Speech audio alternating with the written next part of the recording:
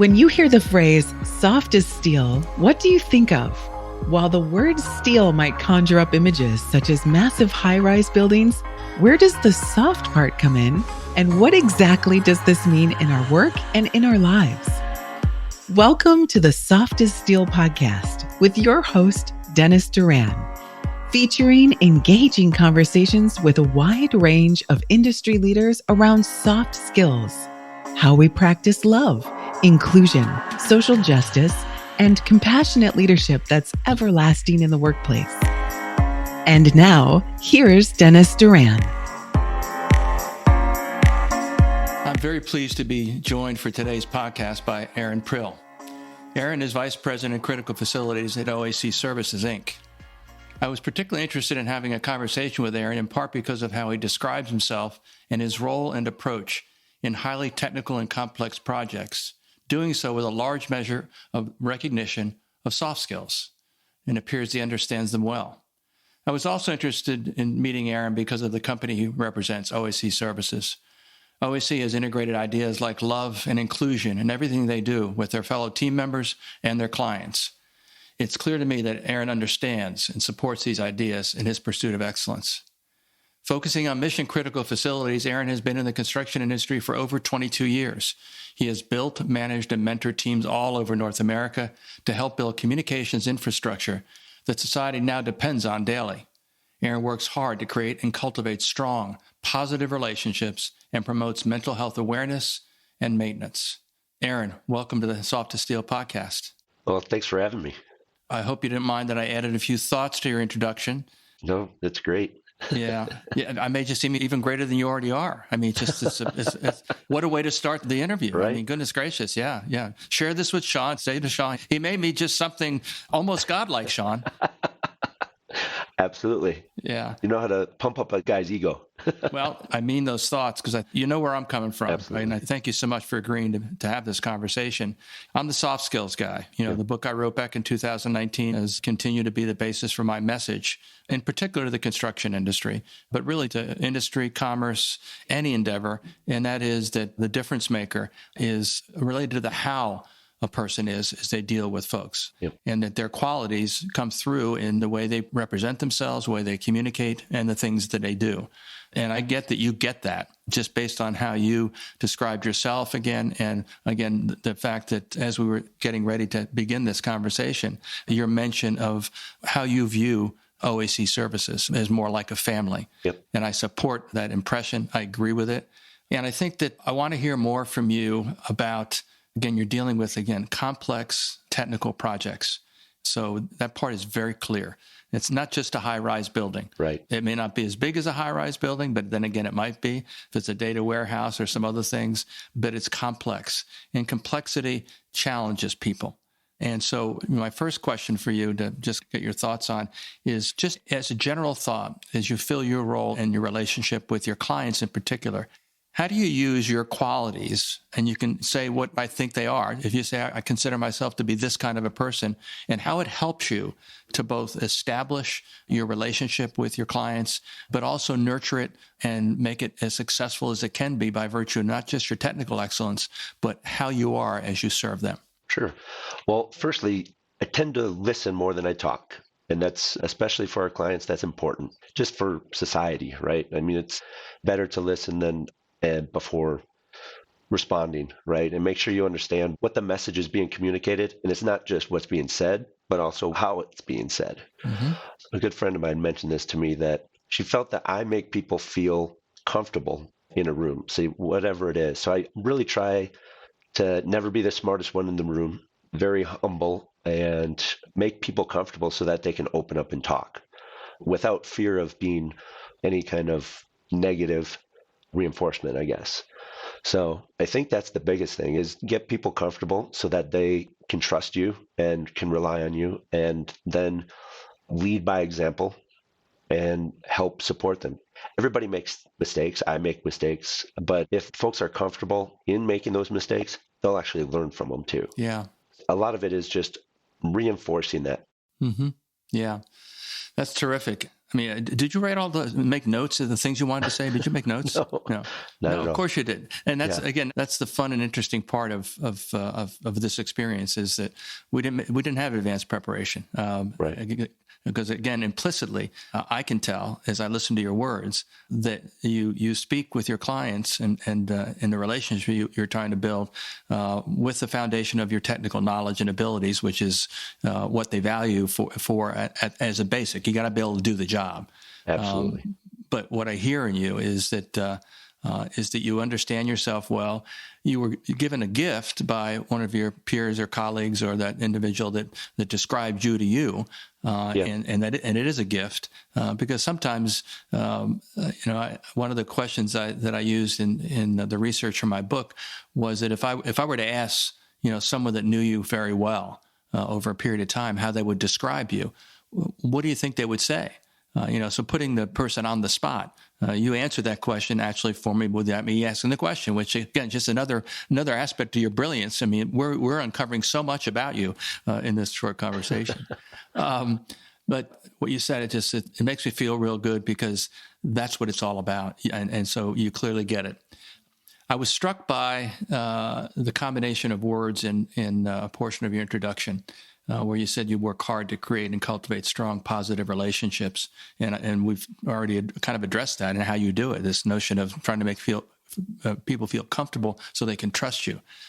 Incredibly, on point, valuable qualities to possess, to be able to do that with individuals so that they can trust you is incredibly important to your success and to their satisfaction with the service you deliver as well. But you close that sentence by saying promotes mental health awareness and maintenance. I'm intrigued by that. Again, it's one of the things that I talk about quite a bit, but I'm intrigued that you thought that it was important for you to include that in terms of how you described yourself. Share with us what your thoughts are. So I'm very introverted. So being around a lot of people actually is difficult for me. So it drains me. Like this weekend at the conference, every day I have to meditate, and several times a day, just to ground myself, to clear my head, and so that I can be the best me when I need it. Right. So a lot of it is I watched this podcast. I'm sorry, it was a TED Talk, and I don't remember the exact title of it, but it's one that the speaker says uses an analogy that children at say 5 years old know to put a Band-Aid on a cut, but we don't know how to take care of our mental selves, our emotional selves, and so the emotional hygiene is so important, especially when we're under pressure.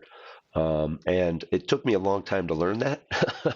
But still to this day, I meditate, as often as I can, as often as I need to, and promote it. So when I onboard new people onto my team, that's a component of my onboarding presentation is they have to watch that TED Talk, and they don't have to follow it by any means. It's up to them. But I make them understand, or help them understand, that it's important for me that they take care of themselves, and that's not just physical, but also mental. Wow, that's unusual for a leader to self-describe that as part of how they talk about who they are. Is to recognize the importance of a practice. And again, I'm one of those people that I read a lot, and I think I know some things. I know that meditation is a very valuable practice, and I don't do it. I know that stretching is very valuable for me at my advanced age to keep my golf swing intact, but I don't do it. Yeah. And so any credibility I have for anything I talk about, I have none. Because and yes, I do have a bit of a sense of humor, which I get the biggest kick out of your boss getting him to laugh when he laughs at some of the things that I say, because some of the things are actually ridiculous. But Again, there's just I don't mean to be so gracious, but I'm just so impressed with the few things that you've said so far, and I can't wait for people to hear what you're talking about. So I'm going to make it a little more interesting for you. You may recall from reading my one pager that I have 4 pillars that I'm interested in pursuing conversation. Back in February, I ran a 4-hour live virtual summit, and we had 4 one-hour discussions. I don't know if you have had a chance to view it. I would encourage you to do it when you have time. The people that I had in the conversation were incredible. People like yourself, really high quality people, not concerned about talking about things like love, emotions, feelings, those kinds of things. So my 4 pillars were love. So we had a discussion about that. We talked about inclusion and social justice as a third. And the last was leadership. And obviously, given your level of experience and area of responsibility, you are every day both managing, but also providing leadership. And the way you describe your onboarding process is a clear manifestation of really positive, forward-thinking and forward-feeling leadership, as I would describe it. Tell me what you think about love and its role and what you do and what OAC does, because, again, you're part of an organization that talks about it. Yeah.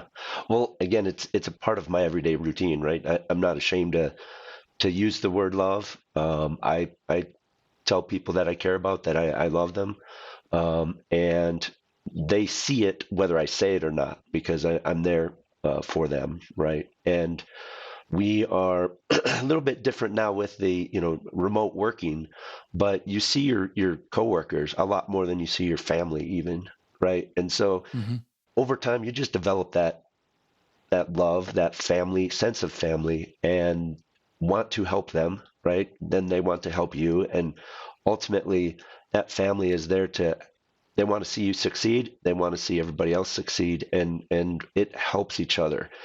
That also translates to the clients. They see that. It's also the tradesmen, the trade partners, the general contractors. Everybody sees it. And when everybody is working together for a common purpose rather than working against each other to, complete a project, everyone's successful, and you feel a lot better for it. You're happy to go to work every day. Sometimes you're even sad to leave work. Sometimes it's. I was lucky enough to get into industry that I absolutely love right out of college, and I just want to continue to promote it, but I want to do it in such a way that everybody understands or feels the same way that I do, I guess, about it. And that's just it. And it's ultimately, you're happier for it. So life's too short to be mad at something, for too long, right? It's just things happen, get over it, move on, support each other, and things will work out. Yes. I mean, I apologize. I'm just thrilled with your thoughts and how you're expressing them. I can see why you fit in at OAC Services, for sure. Absolutely. Because I think if Sean was listening to this conversation, he'd say, yeah, Which I just think it's. We look at how folks define success, and a lot of times it's defined simply as meeting budget and schedule, or making the target profit on the job, and I think the question for you is, how do you measure success? What is success to you? Success. To your point about meeting a schedule or a budget or things like that, that's a component of success, but success is more than that single project. It is, you've made positive relationships in that completing of that project, and you're going to, which will lead to more projects, essentially, right? That is success to me, is just the continued relationship and making more relationships, strong relationships, ones that, if something went wrong, on a project, those people would be there for you. And, or if you're just not having a great day, they're there to pick you up. Because chances are you're doing the same for them. So it's really being able to support each other, cheer for each other, be a shoulder to cry on if necessary, whatever that is. But that's a successful project. Mm-hmm. You don't draw a hard line between being the client handler or client representative and building a relationship with that individual or individuals that includes other facets of humanity.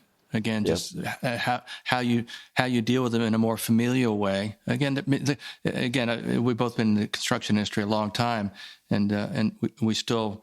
It doesn't matter what type of construction it is, what sector it is.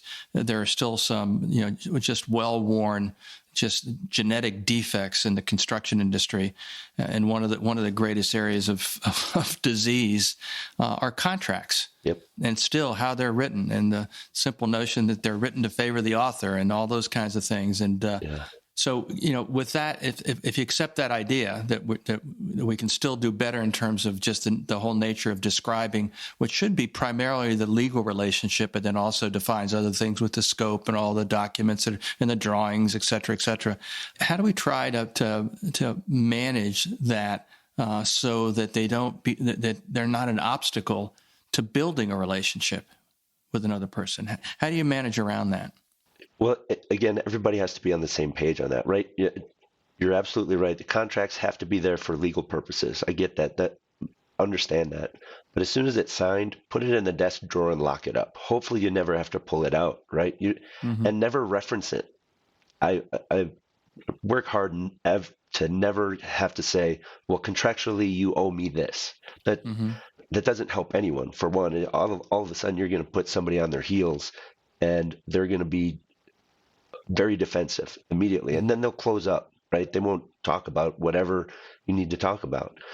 So it is put it in the drawer, and then, like, I love kicking off projects with just everybody on the team that needs to work together.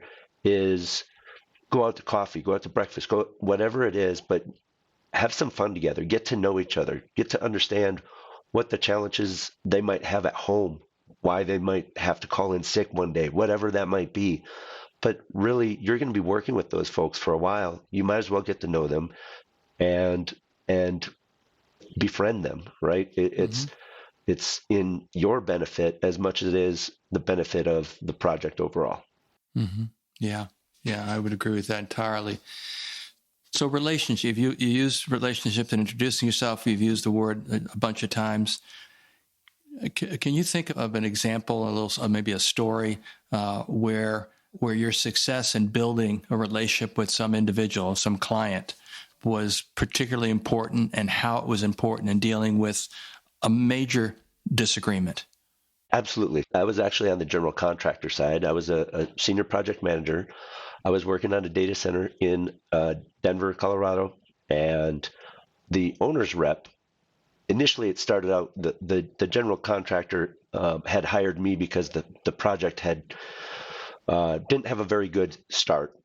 And there was a lot of change orders and a lot of just legal stuff going back and forth. Mm-hmm. So I came in and turned that around by, again, building relationships on the project team and sitting down with the owner's representative and saying, look, we need to work together for this project to be successful. I'm not going to be successful, and you're not going to be successful unless the entire project is successful. So how do we do that? So over the next several months, we worked at doing that at the same time as our day jobs, building the project.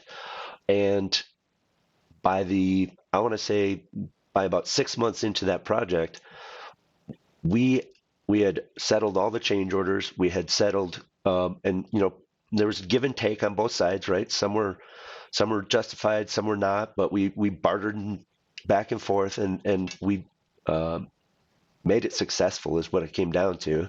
The project then became less confrontational. All meetings were they were great meetings. It was almost like instead of calling it a meeting, we were just sitting around chatting is what it was like. And we would brainstorm if we had a potential problem or, a delay's coming up. And we'd sit there and like, what can we do here? What can we do there? Those kind of things. And to this day, I am great friends with that owner's rep after all of that. And that was the gentleman that actually asked OAC to hire me. Really? Years later, yes. Terrific. Thank you for that. That's a great story. Yeah, it's. I always wonder about folks who have been in our industry for a long time, who still talk in very hard tactical terms about what they do and about their relationships. Again, trades contractors, the subs. They continue to say all these horrible things about the general contractor. Yep. General contractor says all these horrible things about the owner's representative, and it just kind of keeps spinning around, and you wonder when they're going to kind of stick a fork in it and realize that there's a different way to do this. Yep. And it's a way that obviously you understand and are comfortable with. I want to move into another area.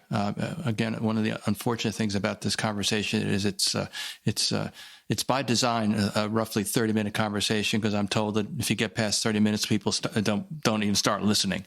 And I don't want people to miss at some point in time being able to listen to this conversation, particularly listen to you. You hear things like, the construction industry is challenged by a labor shortage. We can't find the talent of people we need in any category, whether it's a pure, let's call it office-based or managerial professional or the trades professionals. And we're overlooking different segments of the population, racially or ethnically or otherwise. And that's why I thought it was important in my summit to talk about inclusion and social justice.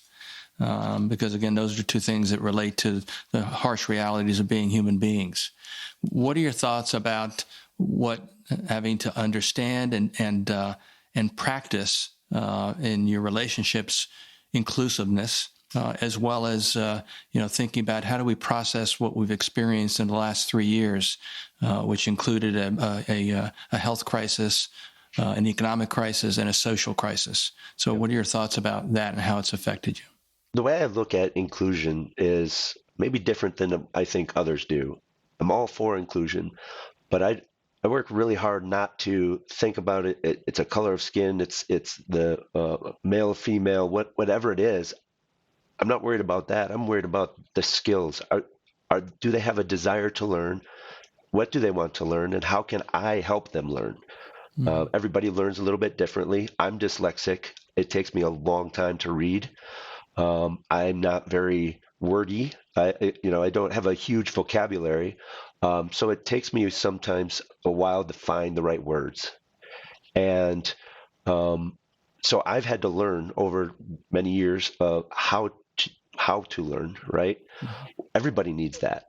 And how can we, as folks already in the industry, regardless of background, help new people come into the industry regardless of background, and not worry about their background. It doesn't matter. It's who they are as a person and what do they want to learn? What are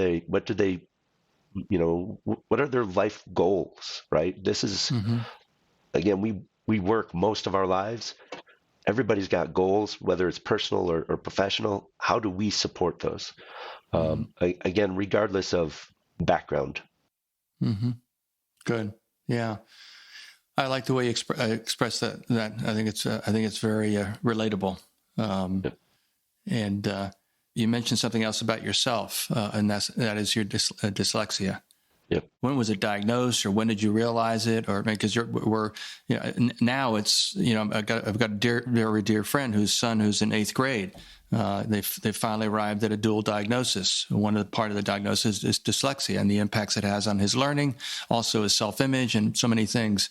That's an element of who you are as a person, Aaron. What has it meant to you? Yeah, I found out. I think I was my second year in college is when I was just struggling, and they decided to test me for it, and it made sense. So.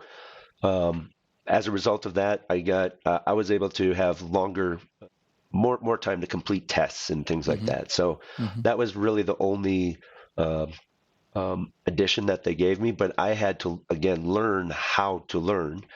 And it still took a while. But it's today it's just a component of who I am. And I know I have to give myself, an extra couple hours to read a contract than others might take.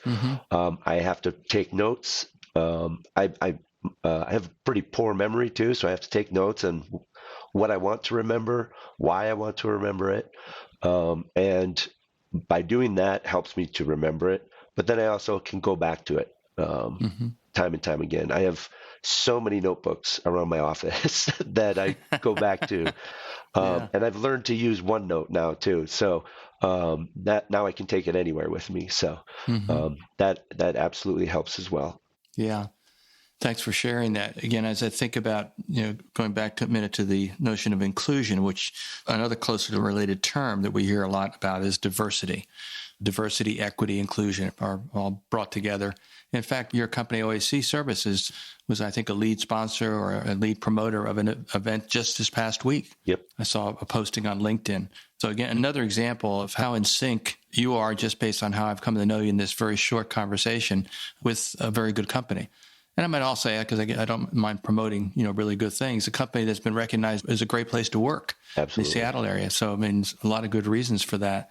And as part of the conversation, you mentioned the dyslexia. When people talk about diversity, that's about differences. Yep. And one of the things that I say to audiences and folks quite a bit is in the form of a question. And the question is, what's one thing that you and I have in common? One thing without any dispute that you and I and everybody else that you and I meet have in common with each other. And the simple short answer, which is almost trite to say it, but it's that we're different from each other. Yep. And different in numerous ways, whether it's ethnic, racial, educational background, upbringing, other kinds of situations like being dyslexic or being ADHD, whatever. We're different in a variety of ways. And what I hear with great pleasure, again, I'm being way too nice to you. We're going to edit all this nice stuff out. But I will say to you that, again, because you commented early on about how one of the things you try to do, and apparently you do it successfully, is you try to make people feel comfortable. Yep. And I'm very comfortable talking to you. So I commend you for how you choose to be, because I always talk about you have to have the technical capability to do your job, and yours is highly technical. But how you do it is the difference maker. That's what helps a person to let people know who they're dealing with, and not simply I'm a vice president and I've got project assignment to do your project. It's about who you are as a person. Yep. And the way we learn about who people are in our lives is based on what they say to us and what they do in terms of interacting with us. And that's why I think relationships are the difference maker. Absolutely. Any closing thoughts that you'd like to share with our listeners? I feel like what we've talked about here seems like common sense a lot of times, right? But it's hard to do that if you're not used to doing it, right? So you have to be accepting of that. It's hard work to do it, right? It's hard work to change. Change is hard. We don't do it well, right? It takes time to do it. But if it's something that calls to you, I think try building relationships and be vulnerable, right? Be there for somebody because they're going to be there for you. I can't take it anymore. I just can't take this. I can't wait for Sean to listen to this. But again, I commend you for how you represent who you are as a person. Thank you. And I'm certain that it contributes to your success. But probably as importantly, I think it probably contributes to your self-view, and probably contributes to you not only being successful in what you do, but also being happy. Yeah, absolutely. And I'm sure that if I were to sit here quietly, you'd probably say, well, Dennis, one of the things that helps me be happy is I meditate. Yeah. But this has been an incredible conversation for me. And I hope you've enjoyed it. Absolutely. And I wish you well in everything you do. And I know our paths will cross for sure. I hope they do. Yes. Yeah. In person. Absolutely. I'm going to go out and get my variants booster so I can safely travel to the West Coast. I've gotten my flu shot. Good. But thank you for taking this time. And it's been an absolute pleasure having you on the Soft as Steel podcast. Absolutely. Absolutely. Thank you again for having me. I appreciate it. You're very welcome. Thank you. Thanks for joining us today for this episode of the Soft as Steel podcast with your host, Dennis Doran. Dennis is the author of Soft as Steel and a leading speaker and trainer for organizations across many industries and verticals. To learn more about the work Dennis is doing to activate soft skills in the workplace, contact him at DennisDuranSpeaking.com. Be sure to check out his book, Soft as Steel, on Amazon or wherever books are sold. You can subscribe to this podcast on iTunes or wherever you'd like to get your podcasts. And please remember to share this episode with your friends, colleagues, and anyone you feel would benefit from the conversation. We'll see you next time on the Soft as Steel podcast with Dennis Doran.